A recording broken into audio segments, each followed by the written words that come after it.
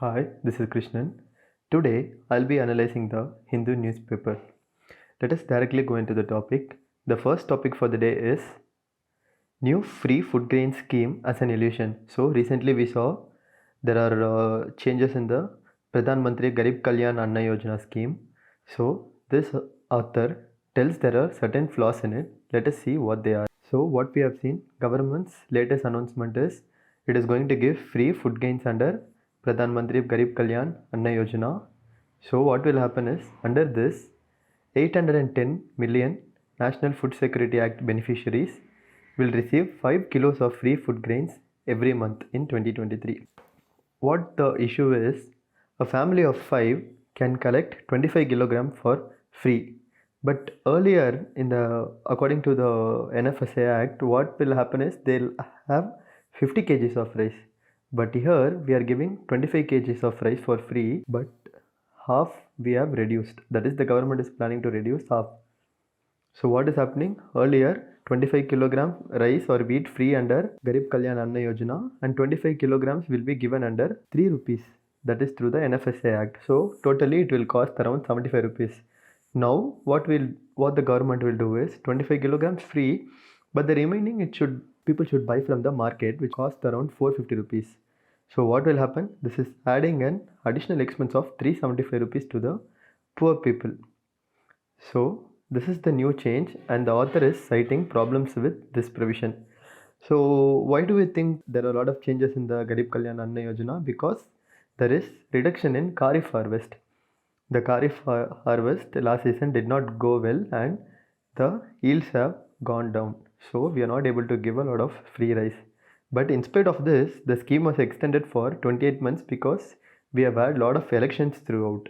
So that is why the scheme was extended. So what is happening of late is there is a lot of electoral competition. There is competition to win the election. So what is happening? A lot of political parties are involving in patronage politics.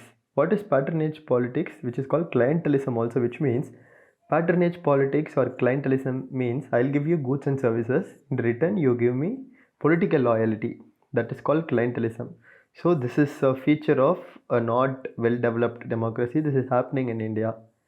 So a lot of political parties are telling, if you vote for me, I'll give you rice and wheat. So things like that are happening.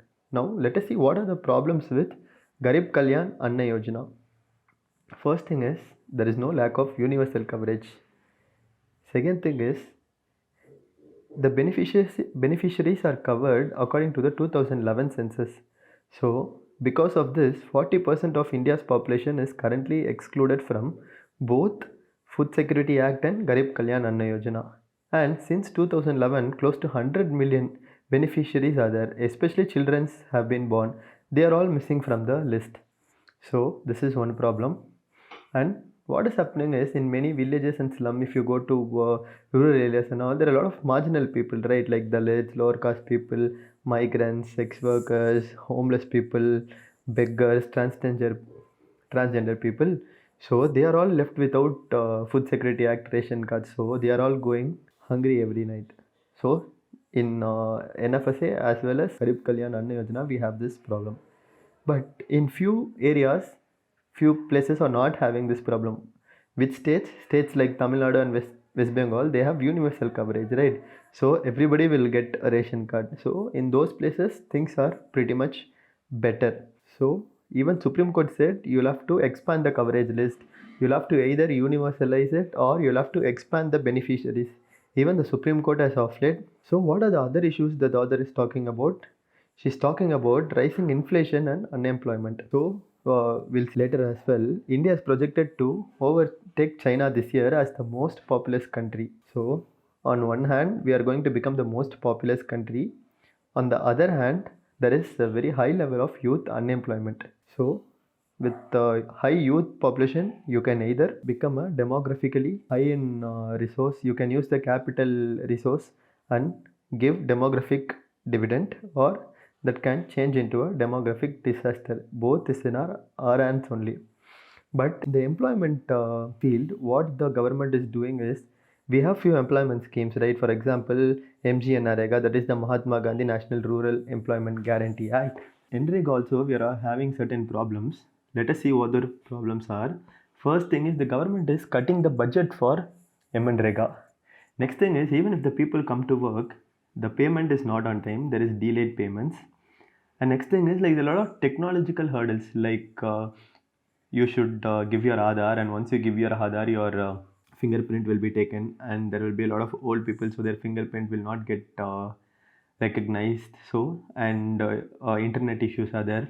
So those technological glitches are there. Next thing what happened is, earlier 73 million people got work, that is in last year. But what happened? This year only 57 million people have got NREGA work. And there are a lot of pending wages also. For example, in states like West Bengal, an individual worker is still supposed to get 2,744 rupees. He or she has not received it yet. So things like this are happening. But in spite of all these things, what has happened is, during the pandemic time, what the Uttar Pradesh government did is, it provided everybody, the most marginalized, Dalits, homeless people, and people returning migrants, for everybody, it gave free food grain with cooking oil, pulses, and salt. So, because of this, a lot of hunger and other related issues were averted.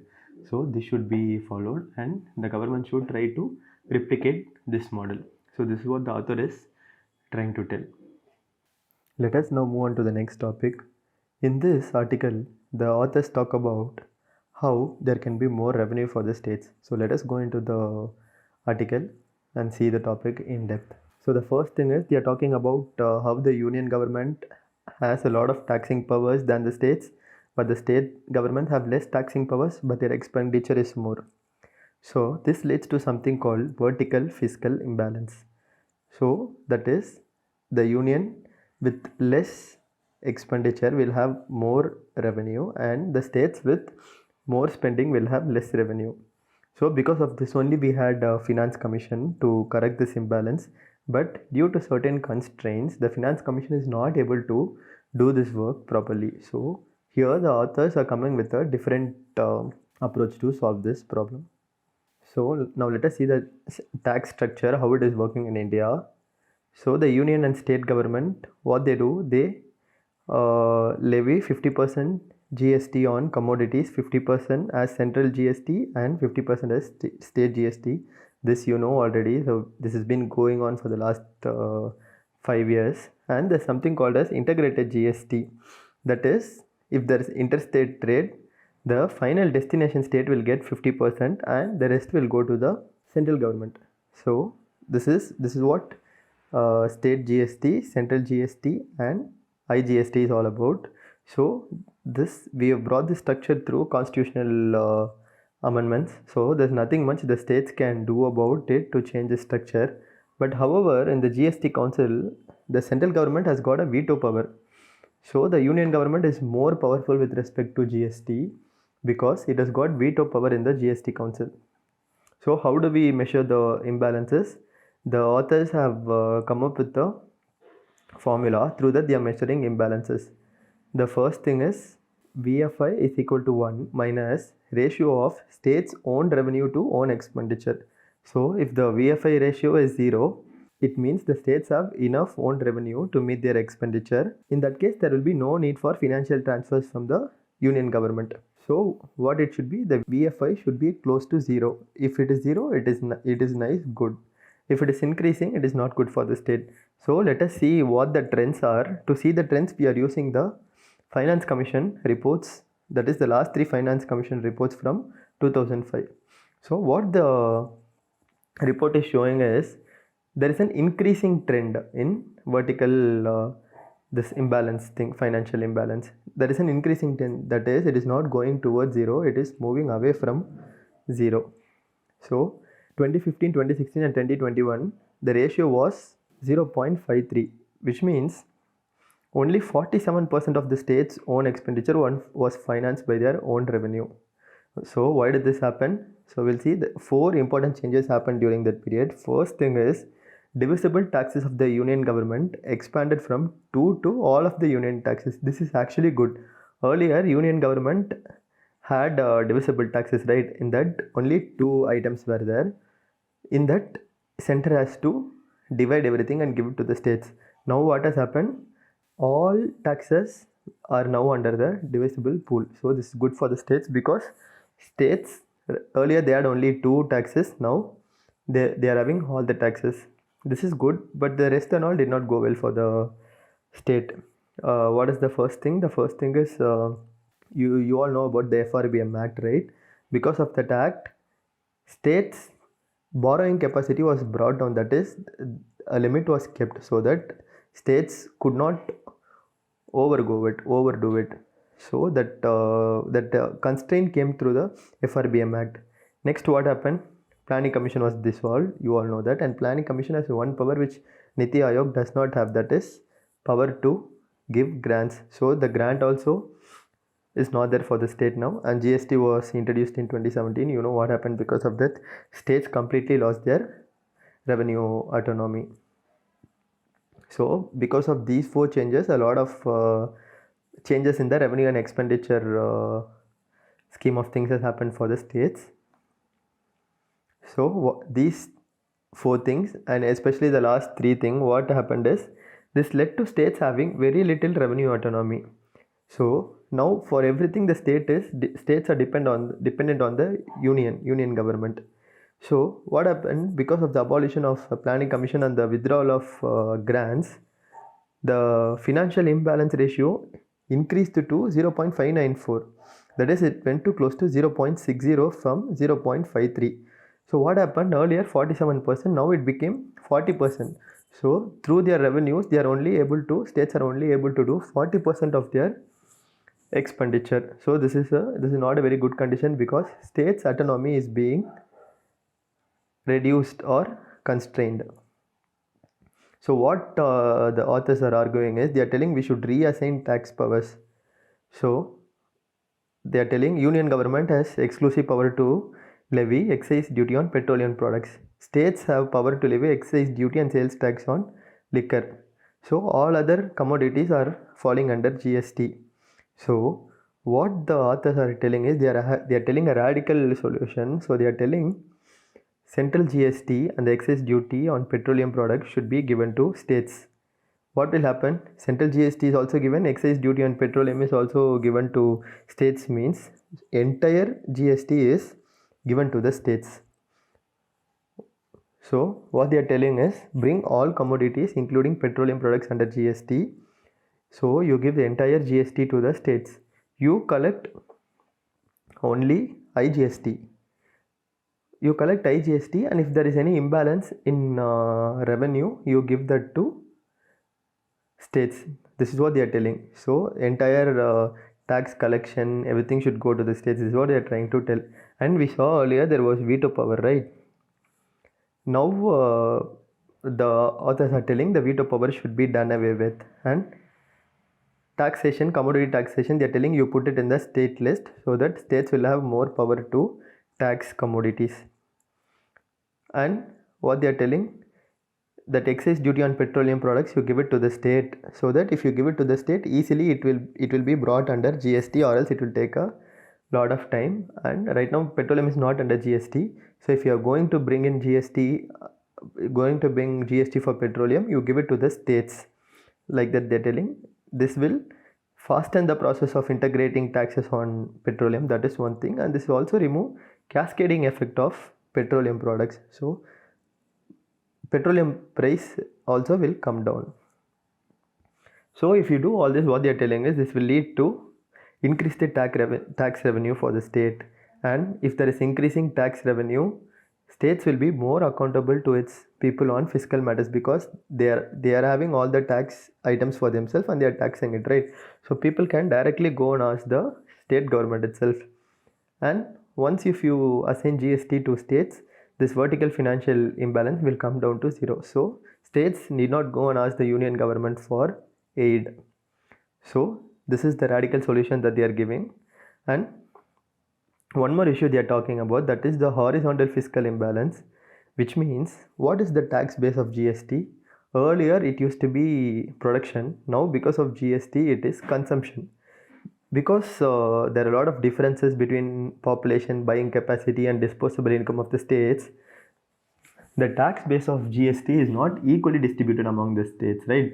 So there will be horizontal fiscal imbalance. So the authors are telling here only there is role of union government. What the union government should do is it should enforce equalization transfers to address this issue of horizontal fiscal inequality. That is, just saying if there is any imbalance in the revenue, the transfers should come from central government so that there will be equality among states. So they are telling this is the only role of the central government. So these are the things that the authors are talking about. So we saw the structure of GST, what is wrong with it, what happened in the last 10-15 years, and what is the way forward. Let us now go on to the next topic.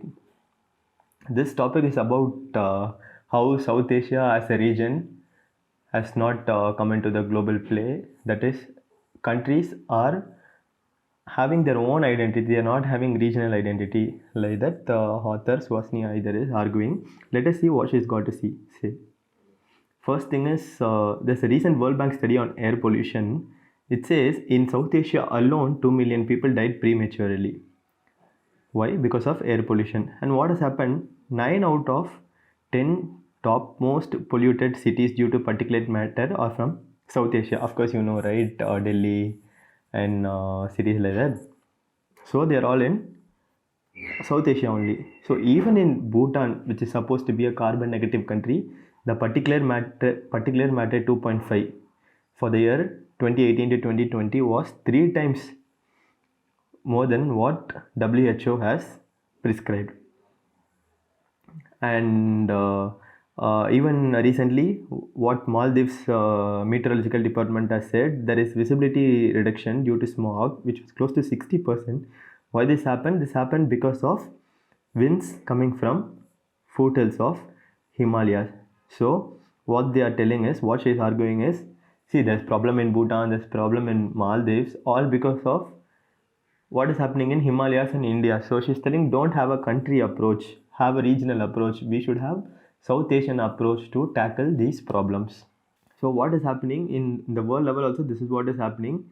Asian and European Alpine nations, you know, right? Alps, it it uh, it is there across few European countries. They are all working together. Even China, it is following a regional approach.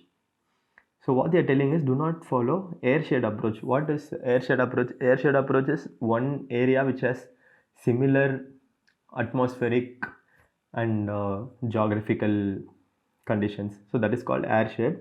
So they are telling, don't follow one country, one airshed approach. South Asia is made up of 6 airsheds. So they are telling all the South Asian countries, all 6 airsheds should come together and work for air pollution.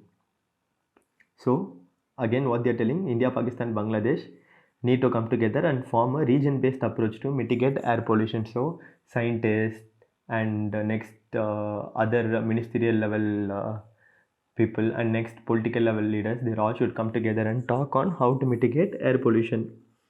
So she's telling this is not going to be a new thing, this is not going to be an uphill task, because all South Asian countries are a part of group of 77 countries and they have done this already. How? In COP27 climate summit in Sharm el Sheikh, under the chairpersonship of Pakistan, all the South Asian countries came together and they did a climate negotiation with developed countries, and they were quite successful as well. So the author is telling, you do not be you don't think this is a new thing, we can cooperate. So whatever you did in group 77, you do it as a regional approach in South Asia, like that she's telling. So what is she saying is, why should we come together? Why should there be a South Asian identity? Because our problems are region wise. See, there was climate crisis and floods in Pakistan, even we have it. Ukraine war led to energy, food and fertilizer prices skyrocketing, and there was inflation. This happened throughout South Asia, happened for India as well, happened for Pakistan, happened for Bangladesh. happened for everybody. Economic recession, COVID-19 and associated issues, terrorism, Taliban takeover of Afghanistan, not just air pollution, not just economic issues. There are a lot of issues that all South Asian countries have taken. So she's telling we should all come together. So, and she's telling only this region has missed to come together and form a cartel and issues relating to energy. See, she's telling we have a lot of issues that are forcing us to come together, like the Ukraine war or the Afghanistan issue and things like that. There are a lot of issues that are forcing us to come together, but we're not coming together in spite of all our issues being the same. See, for example, Bangladesh, Pakistan, and India buy close to 50% of their liquefied natural gas through spot market. And you know how spot markets are, right? Spot markets are very vulnerable to global energy trends. For example, it depends on war, it depends on global recessions and things like that. In spite of that, we are not forming an Asian cartel. So she's telling because of that we are having a lot of problems. What are the things that we'll miss?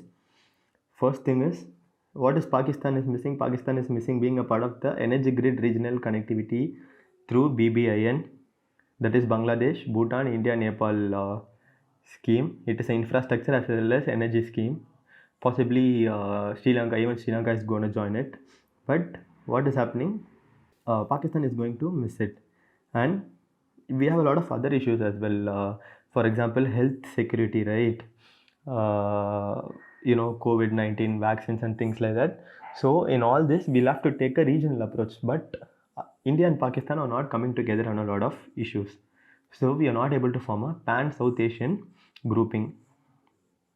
So she's telling this is an irony, this is contradiction, because India and Pakistan are already cooperating on terrorism in issues like in areas like United Nations and Shanghai Cooperation Organization. So India and Pakistan, they are not forming SAARC because Kashmir and terrorism are always being an issue. But only in SAARC they are not coming together. But in UN and SEO they are coming together. She's saying this is an irony, this is a contradiction. Why would you cooperate there and contradict here? So like that she's asking. So India was even part of the committee that let Pakistan off grey list. You know, right? Because of terrorism related issues, Pakistan was kept under grey list. Now they are let off the grey list. In that, India was a part to make them let go of it. And things like that. Pakistan still talks about Kashmir issue, but it allows India transit for shipment to Afghanistan. That is, India transits wheat to Afghanistan through Pakistan. That they are allowing. But wherever in all regional fora or in international fora, they talk about Kashmir. So those problems are there. And India also, there are problems with us also. We are telling we will not talk to Pakistan because of terrorism and associated issues. But India is ready to talk with Taliban leaders. In fact, we are now talking to a lot of Taliban leaders who have directly or indirectly been involved in killing of Indian officials, diplomats. So we are doing that. So why not talk with Pakistan? Like that, the author is asking. So what are the global trends? Global groupings are losing significance. Regional countries are coming together and forming alliances. We've seen this already. United States, Mexico, Canada have come together and formed USMCA. Latin American, that is South American countries have formed the Mercosur. We have the European Union. We have the Eurasian Economic Union. We have the Cooperation Council for the Arab States of the Gulf, African Continental Free Trade Area, and of course, recently we had Regional Comprehensive Economic Partnership. So globally, countries are coming together region-wise, but this is not happening in South Asia. So what is the way forward? So she's telling at least try doing something like what you did for non-aligned movement. We have delinked ourselves from non-alignment, right? The PM no longer attends the non-aligned movement meetings summit, but he sends the vice president or president to it. So he sends a message that he still believes in, that is India still believes in non-aligned movement. So they're telling you can do the same with SAARC, which is going to be in Pakistan next year, and do the same with Shanghai Cooperation Organization. So Pakistan can send president or other ministerial level officers or important person and not send its prime minister. So at least something will be going on rather than sitting idle. So it is high time we all come together, because there are many important issues like health, energy, women's rights, security and terrorism. All these things need to be discussed on a pan South Asian level. So countries need to come together. So if we miss the opportunity, we are going to have a long-term repercussion. So India, Pakistan, Bangladesh, Sri Lanka, we all should come together and form a regional alliance like Mercosur and other ASEAN, European Union, like that. So that is our destiny. We have shared destiny, so we all should come together. So this is what the author is trying to say. Let us now go on to the next topic. So before we go on to the next topic, let us have a look at the South Asian region. I'm sorry about the map. I was only able to get it in this one part of Kashmir. They have shown this in Pakistan, but that is not like that. So this is the boundary of South Asia. Himalayas and Hindu Kush in the north, Indian Ocean in the south. Very, very different from West Asia and Southeast Asia. So this is the South Asia. Let us move on to the next topic. This is about how India is planning to build a dam in Arunachal Pradesh, offset another dam which is China is building in the same region, that is over Brahmaputra. So why this has come in the news? Because China has already proposed a 60,000 megawatt hydroelectric power project in Medog, Tibet. So what has happened is, this is influencing the design of a 11,000 megawatt hydro project which India is planning in the Upper Siang district of Arunachal Pradesh. So China is building a 60,000 megawatt hydroelectric power project in Tibet, and to offset the threat of it, India is building a 11,000 megawatt hydro project in Upper Siang district of Arunachal Pradesh. So as you know, if we build dams, we will have a lot of issues. So let us see what these issues are. As you know, inflow might get reduced during lean season. That is, if there are no proper monsoons and if there are no proper rains, what will happen? Inflow will get reduced. So, and because of the 60,000 megawatt hydroelectric power project, China can trigger artificial flood in Arunachal Pradesh and northeastern areas during wartime. What India is doing, what is India's counter mechanism? India incorporates 9 BCM buffer capacity in this project, which is a cumulative flow of annual outflow of Brahmaputra. So this 9 BCM buffer capacity, that is cumulative flow of annual outflow of Brahmaputra. So what will happen? This will happen as a strategic deterrent to counter triggered artificial flood of China. So if they create artificial flood, what we can do? We have a buffer capacity, that is, in this we are storing capacity of 9 BCM, which is the annual outflow of Brahmaputra itself. So with this we can counter the artificial flood that the China will be inducing. So we are calling this strategic deterrent. But what will happen in the future?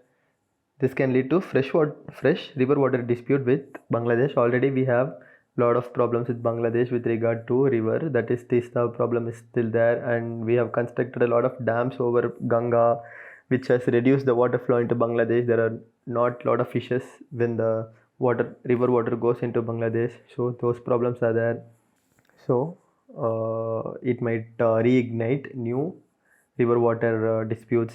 Next thing is, but what we should do is, if all three nations, if China, Bangladesh and India, if we all come together and if we all come with a river flow information in a transparent manner, this will be good for all three countries.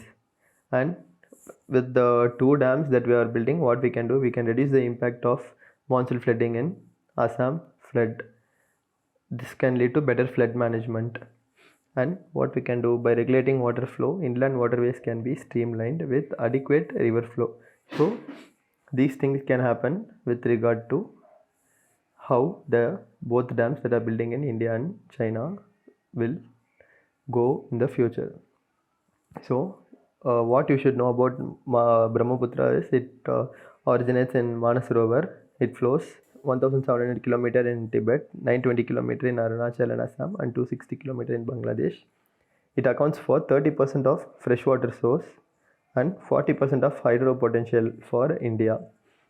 So these are the things that you should know with respect to this article. Let us now move on to the last article, but this is about the China's Brahmaputra Dam.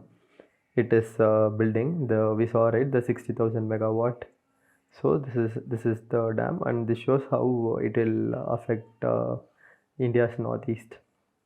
So what has happened is China's population has declined for the first time in the last 5-6 decades, and let us see how it is going to affect India, or what are the opportunities that we have because of this, opportunities or weaknesses.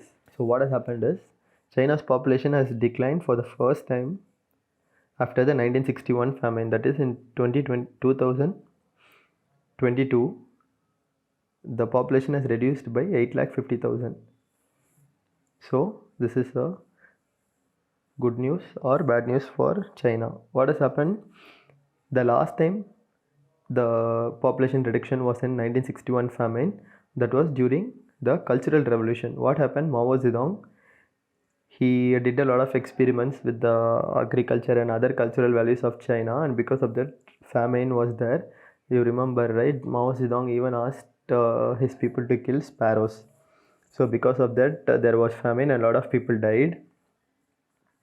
After that, this is the first time China's population has reduced. Why is this happening? Because there is changing social values. Because of that, parents are choosing to have very few children, and because of that, China's population has gone down. But now the government is campaigning to birth rate, but it is not working, because parents are not having a lot of kids, because education, healthcare, housing, all those costs are there, right? So they're not interested to have more children. So what has happened? In till 2016 they had one child policy. Now 2021 they had two child policy. Now even three child policy is there, but parents are not willing to have more kids. So how this is going to affect them? Aging society is going to be there, and workforce is going to shrink. So 16 to 59 work age population at the end of 2020 was 876 million, or 62% of the total population. It has come down from 950 million. So their workforce is shrinking. And what has happened? Above 60 population has gone to 280 million, which was only 249 million in 2010. So working population is reducing and retired aging population is increasing. So this is not actually a very good news for China. So what is the implication for India? India will overtake China as the most populous nation this year. UN report says this. So in India also there is fertility rate fall, replacement. We are coming close to the TFR rate of 2.1. Even in rural areas there is population reduction. How we are doing this is we have spread education, farm mechanization we have done, and land holdings have come down. So all these things have contributed to reduction of population in rural areas. So in spite of all this, India's population is still projected to expand and degrow only after touching 1.7 billion about 40 years from now. So our population is decreasing, but still we are still projected to grow. Only after we touch 1.7 billion around 2060, our population will come down. So, and what is the most important thing? Our working age population, that its share in the overall population crossed 50% only in 2007, and it will peak 57% towards the mid of 2030s.